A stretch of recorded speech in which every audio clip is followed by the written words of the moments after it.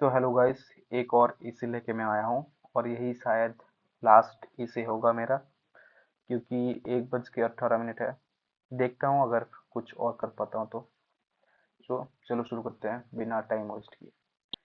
तो ये uniform civil code के बारे में मैंने ये इसे लिखा है।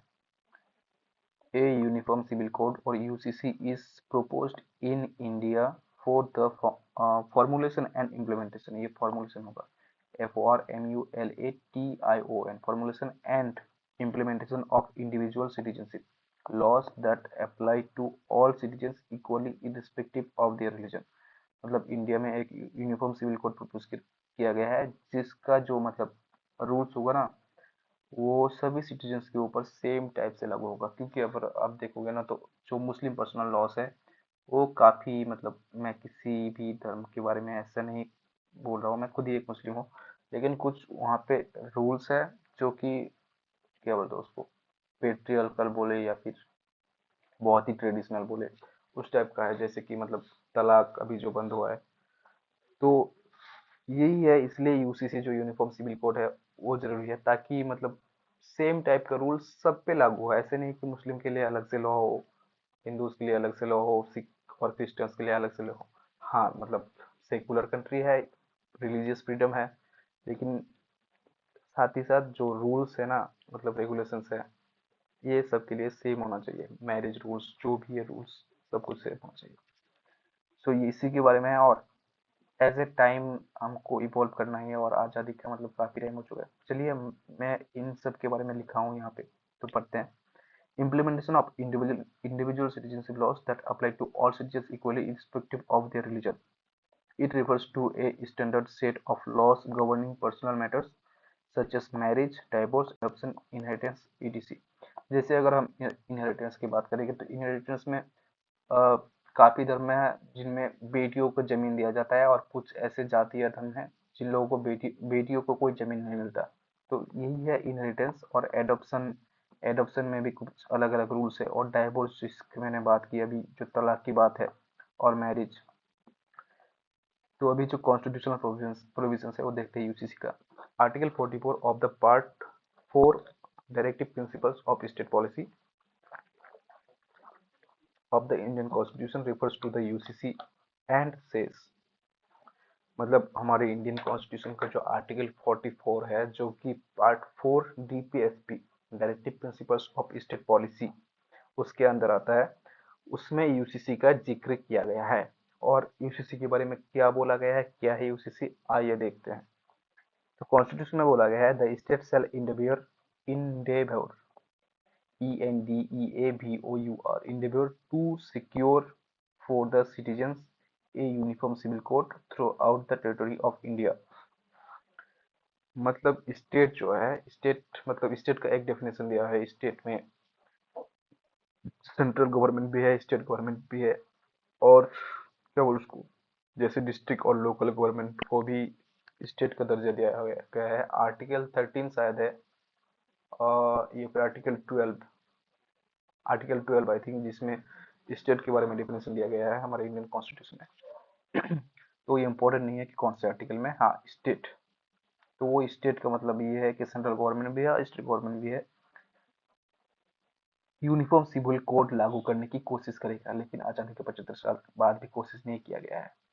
अभी तो कोशिश किया जा रहा है, लेकिन अभी तक लागू नहीं हुआ।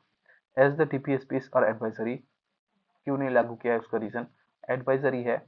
It has not been enacted so far even at the dawn of the 75th anniversary of the independence।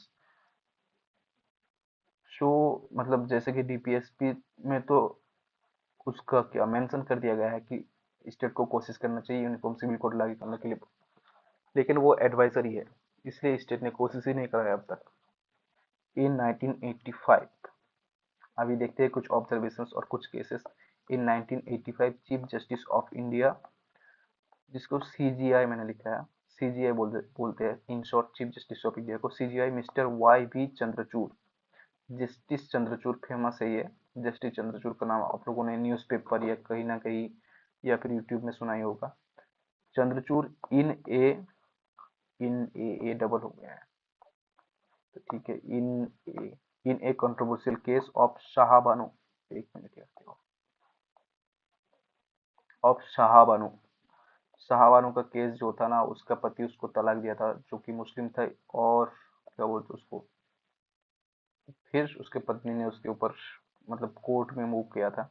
तो ये केस था, और केस काफी लंबा चला था, और बहुत ही इम्पोर्टेंट केस है ये इंडियन हिस्ट्री का। मतलब जो भी लॉ की पढ़ाई करते हैं उन सब के लिए तो इम्पोर्टेंट है ये, और साथ ही यूपीएससी प्रिपरेशन करते हैं उन सब के लिए भी ये शाहबानो केस है जो इम्पोर्टेंट है। और 1985 में इसका फैसला आया था। तो जस्टिस चंद्रचूड़ ने क्लेम किया था, क्या क्लेम किया था, a uniform civil code would eliminate divergent allegiance and conflicting ideological laws। मतलब जो भी कॉन्फ्लिक्टिंग आइडियोलॉजिकल लॉस है, जैसे कि मैंने बोला कि हमारा कॉन्स्टिट्यूशन कुछ और बोल रहा है, और फिर कुछ कोई आके बोल रहा है कि हमारा मुस्लिम पर्सनल लॉस है, वो कुछ और बोल रहा है, तो फिर ये तो कन्फ्लिक्ट हो जाएगा ना। तो ऐसे तो नहीं चलता है लॉ, तो इसलिए यूनिफॉर्म सिविल कोड लाना जरूरी है। The Supreme Court has repeatedly emphasized the advisory capacity for the adoption of uniform civil code। आप लोगों ने शायद सुना होगा कि सुप्रीम कोर्ट जो होता है ना, वो पार्लियामेंट को कुछ एडवाइस कर सकती है किस बारे में लॉ बनाना चाहिए। तो ये पार्लियामेंट, सुप्रीम कोर्ट ने बार बार ये पार्लियामेंट को एडवाइस किया है कि यूनिफॉर्म सिविल कोड लागू करना चाहिए। For the following reasons India requires a civil code. अब सिविल कोड क्यों लागू करना चाहिए, उसका कुछ और रीजंस मैंने यहाँ पे डिस्कस किया है। A secular country requires a common law for all the residents rather than religiously specific norms. जैसे मैं बोला कि एक, जैसे कि हम लोगों का सेकुलर कंट्री है, सेकुलर कंट्री को एक कॉमन लॉ चाहिए, ना कि अलग अलग धर्म और अलग अलग नियम, ऐसा नहीं चलेगा। The vast majority of the personal laws are exploitative and patriarchal. जैसे कि मैंने बोला, जो मुस्लिम लॉस है वो पेट्रियर्कल है और हाई क्लास को रिप्रेजेंट करता है, लोअर क्लास की कोई मेंशन ही नहीं है उसमें, और एक्सप्लोटेटिव भी है। द वे फॉरवर्ड, तो ऐसे कंक्लूजन मैंने क्या लिखा है, UCC is desirable as it promotes gender equality, justice, human rights, national integration, etc.